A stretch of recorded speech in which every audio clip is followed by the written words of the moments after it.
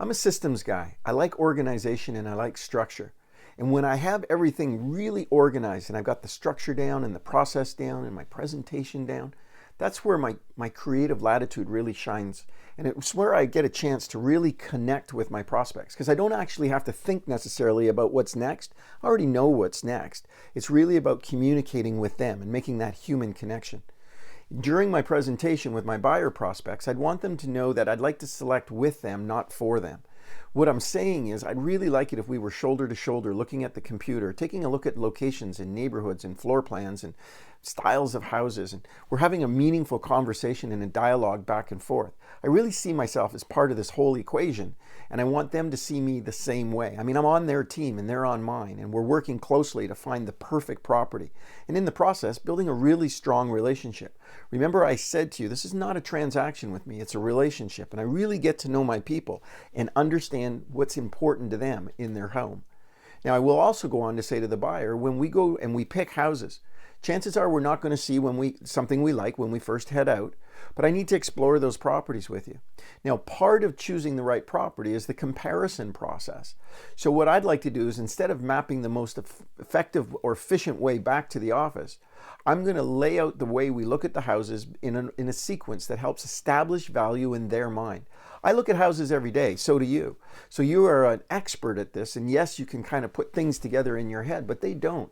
So they need to go through the process to understand value. So I'm going to identify a really good house for them to go out and look at, and then I'm going to have a better one, and then my best one. The idea is, with each house, the person gets a little closer to understanding what's perfect for them. And who sells the really best house in the end? Not you. It's not any fancy dialogue or tricky words, or you don't have to strong arm on somebody into doing something. When they step into the right property, all you have to do is step back one step and watch. They'll start putting their furniture in, they get excited, they're running up and down the stairs, they're standing out in the backyard looking back at the house. You know the feeling, I know the feeling, and you recognize that feeling. But if you say to somebody right off the bat, hey, I've got the perfect house for you, it's number 3 on our list today, I know you're going to buy it, then you've put them on notice. And when they do get to that property, it's like everything changed. It's like they took out their magnifying glass and their whole objective was to tell you what's wrong with the property. So what I'm saying to you as a salesperson is keep their expectations down and keep their dreams high and let the house sell the house. At the end of that whole showing, when they look at the right house, all you need to say to them is, you kind of like this one, eh? Maybe we should head back to the office and run some numbers on what this might look like. Now, I've had people say to me they like to do good, better, best, and awful, and I understand that. And again, I applaud the fact that you have a system. But what happens if you do one on the other side of the really good one, then don't be surprised if they have to come back to the really good one more time just to confirm that in their mind. Another little trick I used to use when I was showing houses is I might take a picture of the houses that I was showing, I'd put it on paper, and I would leave them some room for notes, and I would ask them to rate the house out of 5, like 5 stars. So as we went to the good one, oh, this one's a 3. Then they go to the better one, they say, oh, this one's a 4, we like this. And when they get to the right one, the best one, they give it a 5-star rating. In a sense, they're using the comparable approach, kind of the Ben Franklin close of pros and cons, but they will focus in on the perfect property, and when they do, all you have to do now is get them on paper. I would also say that there will be listings when we're looking at the MLS computer that says the seller needs 24 hours notice. Do not put those on your list. And the reason I say that is that even if they saw the perfect house today, they won't make a decision until they see that other one tomorrow. But often, if the market's undersupplied, the house they really liked will be gone by the time they circle back. So when somebody says, well, what about that one? I would say to them, it's not available today, but that doesn't mean we can't have a look at it later in the week if we need to. Now, what did I do is I quietly pushed it to the side and we stayed on track with what we couldn't see today. You want to manage your buyer's expectations. So, what I always say to people is, we're going to go out and explore houses today. You're probably not going to see what you like today, but more importantly, I'm going to understand what you like, and more importantly, what you don't like. I'm going to start to organize that picture in my mind, and I can zero in on the perfect property for you. The point I'm trying to make is now we're going out as we're exploring stuff. Nobody feels like they're buying anything today, and you're going to find if they don't feel they're buying something, they're going to be way more open in terms of conversation with you. And yes, when they find the right house, and I know you probably got it for them, the house will sell the house, but remember, they will walk in pleasantly surprised. You know it's right when you pull up front. And before you can get the car shut off, they're out of the car and they're already headed up the driveway because they want to see the house. The curb appeal's already pulled them there. You know what it's like when you're standing in the foyer and he's gone upstairs and she's in the family room, and next thing they pass in the middle and you can just tell the energy is right. You got it set up. All you got to do now is move them over to the contract, and we'll talk about that in one of the upcoming sessions.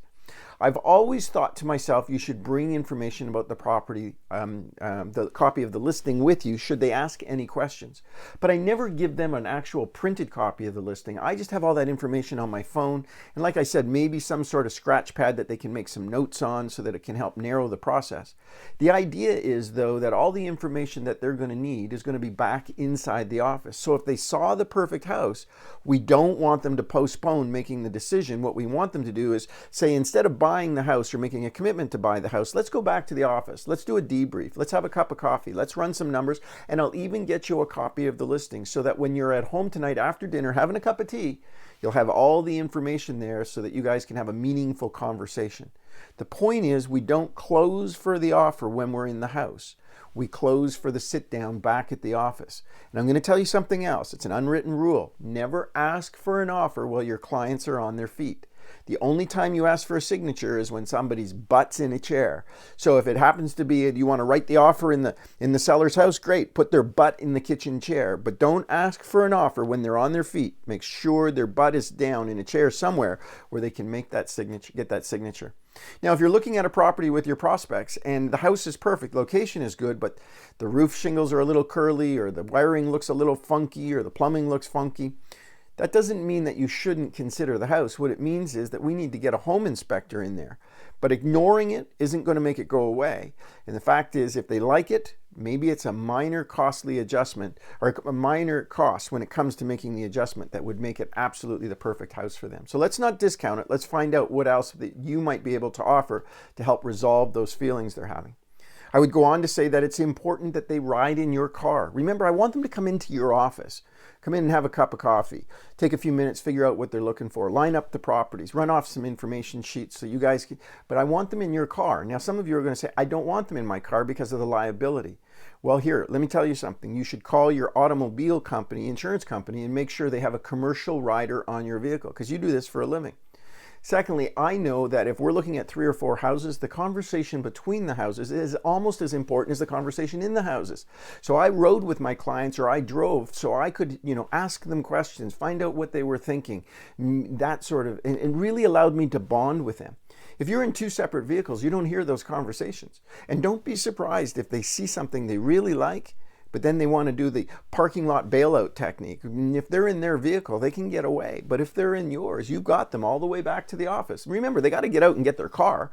So while they're there, come on in, have a coffee with me. Let's do a debrief. I'll get you some information, run some numbers, and it gives you a reason to sit their butt in a chair. That's the idea.